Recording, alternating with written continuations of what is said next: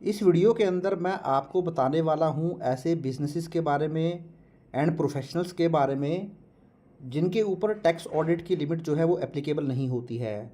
तो financial year 2023-24 के लिए वो कौन कौन से बिजनेसेस रहने वाले हैं, प्रोफेशनल्स रहने वाले हैं जिनको किसी भी तरीके की बुक्स ऑफ अकाउंट मेंटेन करने की ज़रूरत नहीं है, ना ही कोई टैक्स ऑडिट करवाने की ज़रूरत है। तो चलिए डिटेल में अपनी वीडियो की तरफ बढ़ते हैं। तो देखिए, सबसे पहले तो यहाँ मैं आपको बताऊँ सेक्शन 44 एडी के बारे में, जो कि स्मॉल बिजनेसमैन के बारे में बात करता है।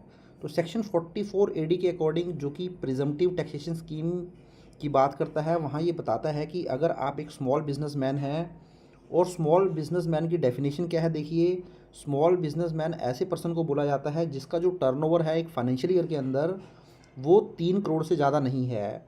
तो बजट 2023 के अंदर ये जो टर्नओवर की लिमिट थी दोस्तों, इसको बढ़ा दिया गया था। अभी भी जो है 2 टर्नओवर की लिमिट आपको ध्यान में रखनी पड़ेगी। बट आप जो ये बोल सकते हैं इंक्रीज टर्नओवर की लिमिट है 3 करोड़ की, इसका बेनिफिट आप ले सकते हैं। तो अगर आपका टर्नओवर 3 करोड़ से ज़्यादा का नहीं है तो आप स्मॉल बिजनेसमैन कहलाएंगे, बट इसके लिए कंडीशन आपको फुलफिल करनी पड़ेगी। 3 करोड़ तक का टर्नओवर का बेनिफिट आप तभी ले पाएंगे अगर आपके जो 95% ट्रांजैक्शन है वो डिजिटल मोड में हो, या आप बोल सकते हैं जो आपके कैश में ट्रांजैक्शन है वो 5% ऑफ टर्नओवर से ज़्यादा नहीं है, 5% ऑफ टर्नओवर से कम है। तो आप 95% डिजिटल मोड में अगर ट्रांजैक्शन करते हैं तो उस केस में फिर आप 3 करोड़ तक का भी अगर आपका टर्नओवर है तो आप स्मॉल बिजनेसमैन की डेफिनेशन में कवर हो जाएंगे। और वहाँ पर आपको जो है अपनी आईटीआर प्रिजम्पटिव टैक्सेशन स्कीम के अकॉर्डिंग जो है वो फाइल करनी पड़ेगी।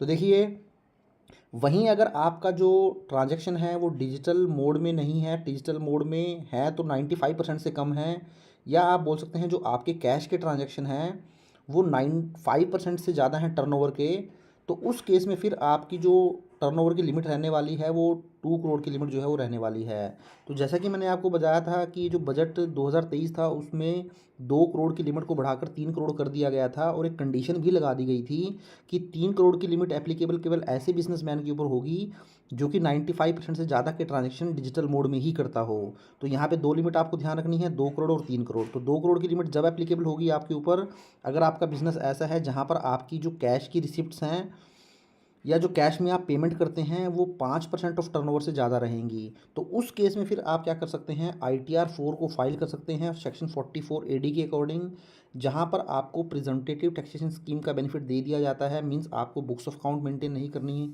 पड़ती हैं, किसी भी तरीके का प्रॉफिट एंड लॉस और बैलेंस शीट नहीं बनानी पड़ती है। आपको डायरेक्टली ही एक प्रॉफिट जो है वो डिक्लेयर कर देना होता है अपने टर्नओवर का। तो अगर मैं बात करूं, अगर आपका टर्नओवर डिजिटल मोड में है, बैंकिंग मोड में है, तो आपको 6% जो है टर्नओवर का ले लेना है प्रॉफिट, या आप बोल सकते हैं इनकम। वहीं अगर आपका turnover other than digital mode में है, कैश मोड में है, तो वहाँ पे आपको उस टर्नओवर का 8% प्रॉफिट जो है वो डिक्लेयर कर देना होता है। तो जो ये आप प्रॉफिट डिक्लेयर करेंगे यही आपकी फाइनल इनकम मान ली जाएगी। अगर आप चाहते हैं कि आप 6% प्रॉफिट भी ना दिखाएं तो फिर उस केस में आपको टैक्स ऑडिट जो है वो करवाना पड़ेगा। और जो आपकी ये इनकम होगी, जो 6% और 8% आपने उस पर कैलकुलेशन करी है, उसमें से फर्दर आप जो भी आप इन्वेस्टमेंट करते हैं सेक्शन 80C से लेके 80U के बीच में, उसका बेनिफिट भी आप ले सकते हैं, उस इन्वेस्टमेंट को भी उसमें से लेस कर सकते हैं। तो इस तरीके से देखिए, अगर आप स्मॉल बिजनेसमैन हैं, 2 करोड़ तक का आपका टर्नओवर है, या फिर आपका 3 करोड़ तक का भी टर्नओवर है, क्योंकि आपकी जो 95% ट्रांजेक्शन है बिजनेस की वो डिजिटल मोड में है, तो फिर आप जो है ITR 4 फाइल करें, और किसी भी तरीके का टैक्स ऑडिट आपको करवाने की ज़रूरत नहीं पड़ेगी। केवल 6% और 8% प्रॉफिट डिक्लेयर कर दीजिए, वही आपकी इनकम मान ली जाएगी।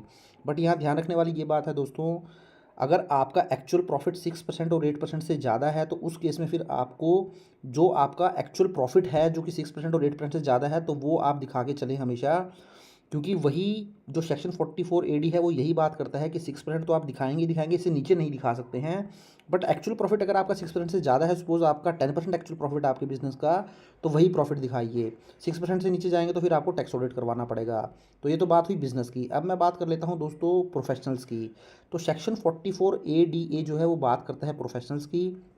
तो अगर आप एक डॉक्टर हैं, लॉयर हैं, अकाउंटेंट हैं, आर्किटेक्ट हैं, किसी भी तरीके के फ्रीलांसर हैं, आप सर्विसेज प्रोवाइड करते हैं और पूरे साल के अंदर आपकी जो ग्रॉस रिसिप्ट है अगर वो 75 लाख रुपीज़ तक है, तो उस केस में आप जो है सेक्शन 44 ADA के अकॉर्डिंग प्रिजम्पटिव टैक्सेशन स्कीम के अकॉर्डिंग अपनी ITR फाइल कर सकते हैं। बट यहाँ 75 की जो आपकी ग्रॉस रिसिप्ट की लिमिट है, यहाँ पर भी सेम कंडीशन है। आपकी जो 95% ट्रांजैक्शन है वो डिजिटल मोड में होनी चाहिए, या आप बोल सकते हैं जो आपकी कैश रिसिप्ट है वो 5% से ज़्यादा नहीं होनी चाहिए। तो वही सेम जो बिज़नेस के अंदर कंडीशन थी वही सेम कंडीशन यहाँ पर भी लग जाएगी। तो उस केस में आपको स्मॉल प्रोफेशनल मान लिया जाएगा। वहीं अगर आपकी जो ट्रांजैक्शन डिजिटल मोड में 95% से कम है, या आप बोलें आपकी जो कैश की ट्रांजैक्शन है वो 5% से ज़्यादा हैं, तो उस केस में फिर आपकी जो ग्रॉस रिसिप्ट की लिमिट है वो 50 लाख मान ली जाएगी। और यहाँ पर भी आप ITR 4 फाइल कर सकते हैं प्रिजम्पटिव टैक्सेशन स्कीम के अकॉर्डिंग। और यहाँ पे जो आपको प्रॉफिट डिक्लेयर अपना करना होता है, जो भी आपकी ग्रॉस रिसिप्ट है, चाहे वो डिजिटल मोड में हो चाहे अदर देन डिजिटल मोड में है, तो टोटल ग्रॉस रिसिप्ट का आपको 50% प्रॉफिट डिक्लेयर करना है। तो जैसे बिजनेस में तो 6% और 8% था, यहाँ पर किसी भी तरीके का बाइफर्केशन नहीं है। डिजिटल मोड हो या अदर देन डिजिटल मोड हो, दोनों ही केसेस में आपको अपनी ग्रॉस रिसिप्ट का 50% प्रॉफिट जो है डिक्लेयर कर देना है। और जो भी आपकी डिडक्शंस होती हैं सेक्शन 80C से लेके 80U तक, यहाँ पर भी आप जो है उसको डिक्लेयर कर सकते हैं। तो दो बहुत ही इंपॉर्टेंट दोस्तों दो लिमिट आपको ध्यान रखने वाली हैं जो बजट 2023 के अंदर चेंज की गई थी। टर्नओवर की लिमिट जो है 2 करोड़ की आज भी एप्लीकेबल है, बट आप इंक्रीज लिमिट 3 करोड़ के टर्नओवर तक का बेनिफिट ले सकते हैं अगर आपके 95% ट्रांजेक्शन जो है वो डिजिटल मोड में है। ऐसे ही प्रोफेशनल केस में 50 लाख की लिमिट है।